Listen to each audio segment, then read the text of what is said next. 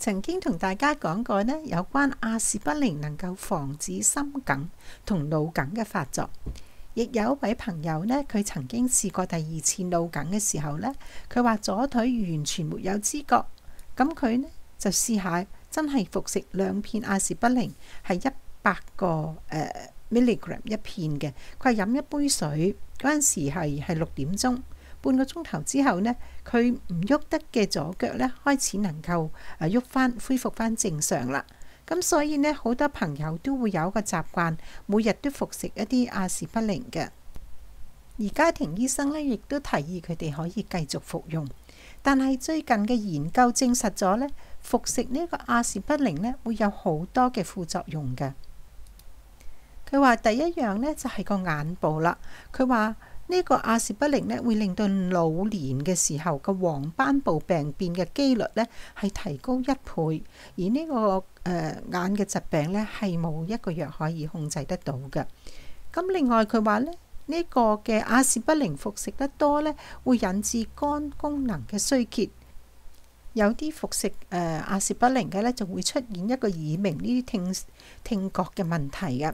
但係如果你一立即將佢停止服用呢，呢啲症狀就冇咗噶啦。咁所以呢，佢哋覺得呢個阿士匹靈呢係喺急需嘅時候，對於呢個腦梗啊呢個係有一個嘅幫助。但係長期食用呢，真係唔係咁好嘅。佢話仲有好多呢會引致嗰個出血啦，一個係穿窿性嘅潰瘍嘅腸胃嘅損傷添。咁但係唔明白點解好多家庭醫生都提議你哋食一個細嘅份量啦咁。但係呢個細份量其實真係可以減輕呢個心臟病嘅發作。但係如果一旦發作呢，就係更加嚴重嘅，仲會產生一種出血性嘅中風機率，係幾乎比唔食嘅呢高出1倍。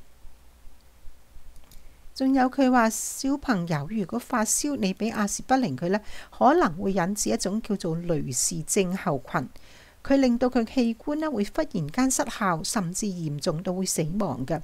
好多研究都指出呢，阿士匹靈會傷害幫助人體自然愈合嘅化合物，好似維生素 C 啊、葉酸啊、鈉啊、鉀啊、鐵咁。咁所以呢，大家就要自己去衡量下，值唔值得每日去食呢個嘅份量去控制你嘅心臟病發呢？你亦可以嘗試下同你嘅醫生商量，你減少咗唔食，但係避免呢個嘅腦梗、血梗發作嘅時候，亦不妨好似以前提及咁，擺2片同埋一杯水喺你嘅床頭。呢個係急需時候有嘅效果，但係如果你長期食呢，嗰個副作用都好多。咁喺呢方面呢，大家有個認知之後呢，就要衡量下點樣去處理係最為妥當啦。